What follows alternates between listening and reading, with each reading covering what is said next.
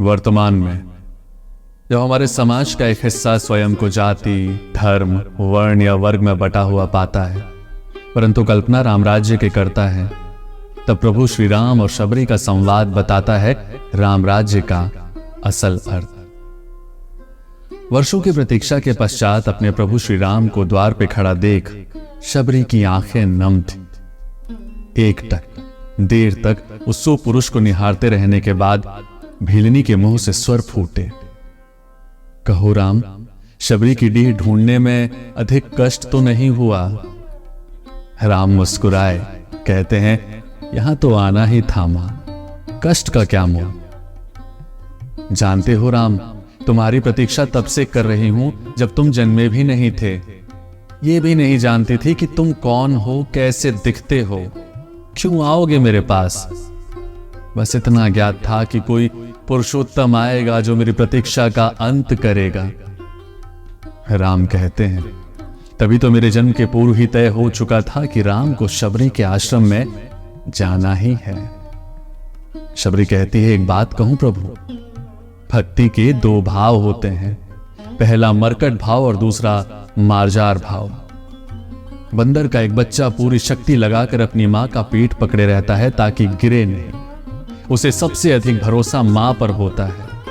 यही भक्ति का एक भाव है जिसमें भक्त अपने ईश्वर को पूरी शक्ति से पकड़े रहता है, दिन रात उसकी आराधना करता है। ये मरकट भाव है, पर मैंने ये नहीं अपनाया राम।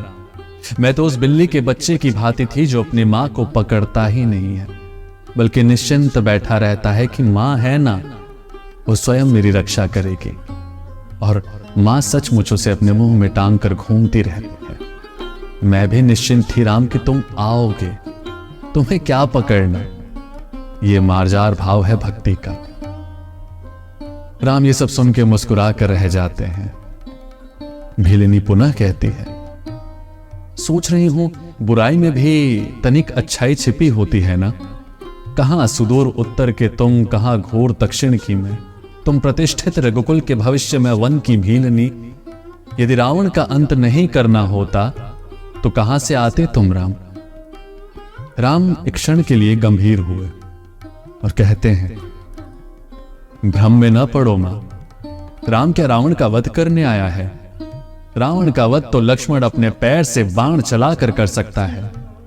राम हजारों कोस चलकर इस गहन वन में आया है तो केवल तुमसे मिलने आया है मां, ताकि सहस्त्रों वर्षों के बाद जब कोई भारत के अस्तित्व पे प्रश्न खड़ा करे तो इतिहास चिल्लाकर उत्तर दे कि इस राष्ट्र को क्षत्रिय राम और उसकी भीलनी मां ने मिलकर गढ़ा है। जब कोई भारत की परंपराओं पर उंगली उठाए तो काल उसका गला पकड़कर कहे कि नहीं, ये एकमात्र ऐसी सभ्यता है जहां एक राजपुत्र वन में प्रतीक्षा करती एक दरिद्र वनवासिनी से भेंट करने के लिए 14 वर्ष का वनवास स्वीकार कर लेता है। राम वन में बस इसलिए आया है ताकि जब युगों का इतिहास लिखा जाए तो उसमें अंकित हो कि शासन, प्रशासन, सत्ता जब पैदल चलकर समाज के अंतिम व्यक्ति तक पहुंचे तभी राम राज्य। राम वन में इसलिए आया है ताकि भविष्य स्मरण रखे कि प्रतीक्षाएं अवश्य पूरी होती हैं। राम रावण को मारने भर के लिए नहीं आया है मां। माता शबरी एकटक राम को निहारती रही। राम फिर कहते हैं कि राम की वन यात्रा रावण युद्ध के लिए नहीं है माता। राम की यात्रा प्रारंभ हुई है भविष्य के आदर्श की स्थापना करने के लिए। राम निकला है ताकि विश्व को संदेश दे सके कि मां की अवांछनीय इच्छाओं को भी पूरा करना ही राम होना ही है।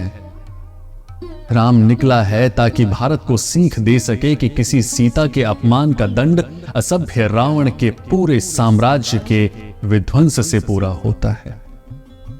राम आया है ताकि भारत को बता सके कि अन्याय का अंत करना ही धर्म है। राम आया है ताकि युगों को सीख दे सके कि विदेश में बैठे शत्रु की समाप्ति के लिए आवश्यक है कि पहले देश में बैठी उसकी समर्थक शूर्पणखाओं की नाक काटी जाए, खरदूषणों का घमंड तोड़ा जाए।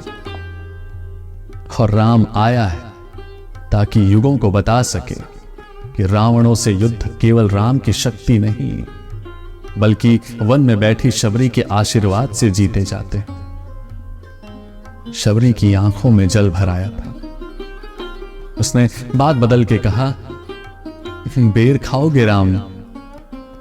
राम मुस्कुराते हैं और कहते हैं कि बिना खाए जाऊंगा भी नहीं मां।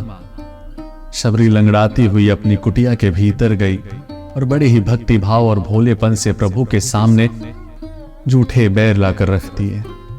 कोई और सोच भी नहीं सकता कि भगवान को जूठा भोग लगाया जाएगा। राम और लक्ष्मण खाने लगे तो बीच में शबरी ने पूछ लिया, प्रभु बेर मीठे तो है ना? मैंने एक एक बेर चख कर देखा है ताकि आपको खट्टे ना लगे। श्री राम ने भी तपाक से बोल दिया, मां इतने मीठे बेर तो वैकुंठ में कहीं भी नहीं मिलते। यहां आकर मीठे और खट्टे का भेद भूल गया हूं मां। बस इतना समझ रहा हूं कि यही अमृत है। शबरी मुस्कुराती हैं और कहती हैं, सचमुच तुम मर्यादा पुरुषोत्तम हो राम।